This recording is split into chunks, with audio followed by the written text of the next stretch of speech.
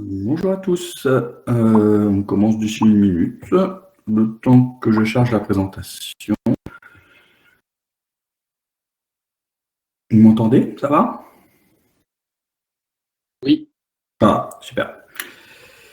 Alors, il faut que je charge la présentation d'aujourd'hui.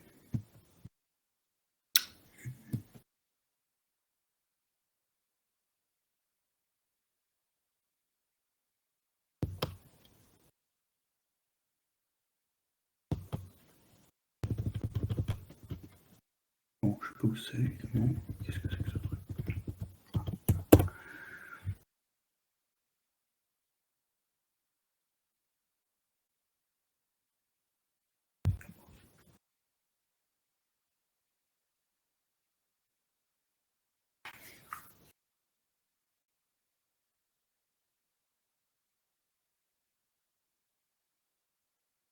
Super.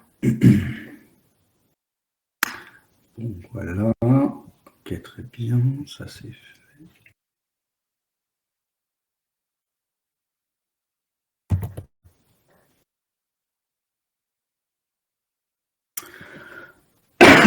Ah oui.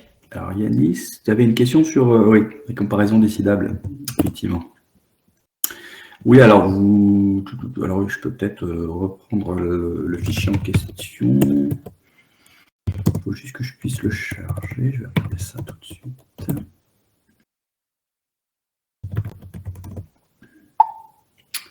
Donc il s'appelle comment? Sorte.v.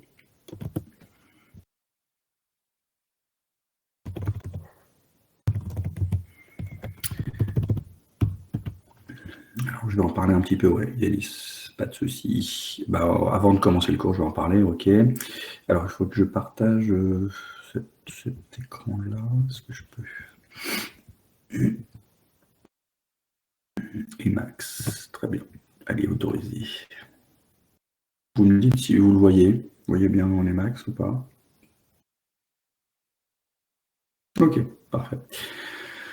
Oui, effectivement, donc je vous avais demandé de déterminer la preuve du tri par insertion. On l'avait commencé ensemble il y a un petit bout de temps maintenant, et puis je vous avais fait un squelette un petit peu un squelette de preuve, enfin un squelette de la spécification, des fonctions, et puis des lemmes à prouver. Donc effectivement, il y a un point qui était important, je dirais, dans la manière d'écrire la fonction, qui était peut-être un petit peu des choses qu'on n'avait pas forcément vues, et qui nécessitait peut-être une petite explication, même si dans la preuve ça changeait pas grand-chose. Voilà, donc c'était la fonction insert en fait qui insère de manière triée, enfin qui insère un élément à la bonne place dans une liste a priori présupposée triée. Et je vous avais dit, il n'y a pas de if, alors je ne sais pas si je vous l'avais pas dit quand même, il n'y a pas de if ou des choses comme ça dans Coq. Enfin, il y a un if, mais en fait, c'est du sucre syntaxique pour quelque chose d'autre, et c'est quelque chose d'autre, c'est ce que je vais vous montrer là aujourd'hui.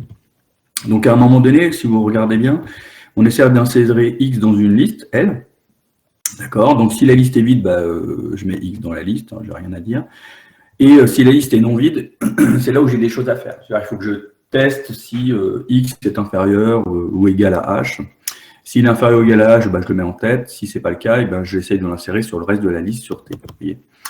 Et alors, comment ça se fait, ça? Ça se fait pas du tout comme de la façon escomptée. C'est-à-dire qu'en Coq,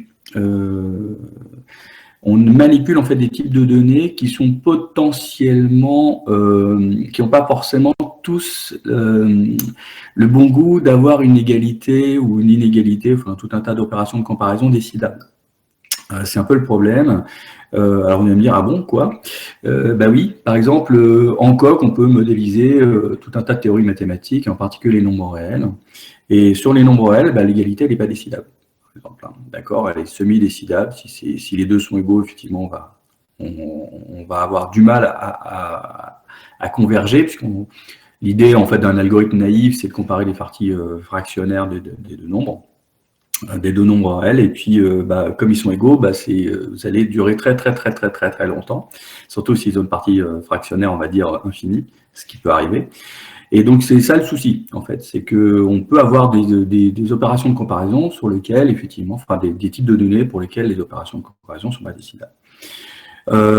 Et pour tout le reste, pour les autres, qui ont le bon goût d'avoir une égalité ou des opérations de comparaison décidables, il faut démontrer ce théorème de décidabilité. Donc LEDEC, il faut peut-être que j'ouvre un coq IDE. On peut regarder un petit peu la tête de LEDEC. C'est ce fameux lemme de décidabilité dès l'égalité. Alors pas de l'égalité ici, c'est LE, donc c'est inférieur ou égal en fait. Et alors, est-ce qu'il est par défaut? Avec un peu de chance, non, il n'y est pas par défaut. Il faut que je require arrête, je pense. Require import arrête.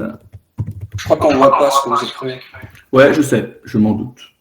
Non, mais je vais. En fait, c'était. Voilà, bon. Alors, donc, c'était juste pour checker le. Voilà. Donc, LEDEC, si je vais vous donner le type de LEDEC. Si je fais check LEDEC, donc dans Coq, il vous répondra ça. Il faut que je fasse un copier-coller un peu correct.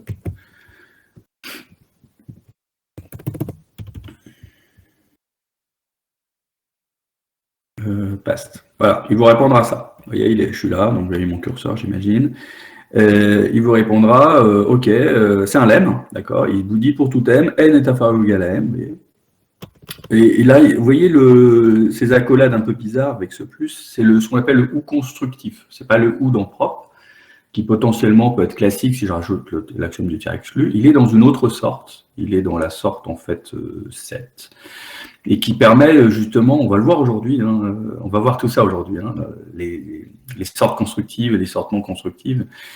Et ça permet justement, si on regarde bien, donc ce lemme, une fois que je l'ai démontré, de dire que soit n est inférieur à m ou il ne l'est pas. D'accord. Et ça va pas seulement, je n'ai pas seulement démontré ça, j'ai aussi un algorithme derrière. Vous allez me dire, bon, il a juste fait une preuve. Alors justement, on va voir aujourd'hui que preuve et programme, c'est la même chose. D'accord. C'est le but du cours d'aujourd'hui. D'une certaine manière, ça tombe bien que Yanis ait fait cette remarque. On va voir aujourd'hui que démontrer le lemme LEDEC ici, c'est avoir ensuite une fonction de comparaison de n et de m, selon bien sûr inférieur ou égal, bien sûr. Et donc, si vous démontrez tout un tas de lemmes de la sorte, vous allez avoir des fonctions, vous allez avoir un processus en code qui va se déclencher et qui va permettre d'extraire un programme de comparaison entre deux entiers naturels.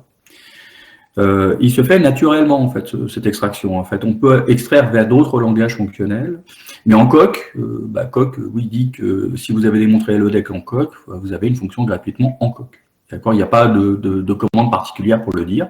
Coq, il sauvegarde LEDEC comme une vraie fonction. Ça, je vous l'avais plus ou moins déjà dit. Et aujourd'hui, on va le voir comment. Pourquoi c'est quoi comment ça marche, en fait, surtout. Donc aujourd'hui, on va donner les détails de tout ça. Donc, ce qui fait que LEDEC, en fait, va rendre vrai ou faux suivant que x est inférieur ou égal à h. D'accord. Alors, il ne rend pas vraiment vrai ou faux, il rend left ou right. Left, en fait, c'est le cas droit, gauche, par exemple, c'est lorsqu'il est inférieur ou égal. Et right, c'est le cas où il ne l'est pas. D'accord. Donc, il ne rend pas true false, mais il rend left right. Bon, c'est pareil. Alors, pourquoi il ne rend pas true false seulement? Parce que c'est pas seulement ça qui nous intéresse. Parfois, ça nous intéresse juste de savoir si c'est vrai ou faux, c'est vrai. Ce qui est le cas ici, par exemple. Mais quelquefois, on veut récupérer la preuve. Il peut nous dire, par exemple, que n est inférieur ou égal à m. Très bien, ok, très bien, mais donne-moi la preuve que c'est vrai. D'accord. Et donc, pour ce faire, vous voyez, il y a un left underscore là. C'est-à-dire que je peux lui donner un argument, et cet argument, c'est un pattern matching, c'est P. Par exemple, je peux lui donner le nom que je veux, et ce P-là sera la preuve que n est inférieur ou égal à m.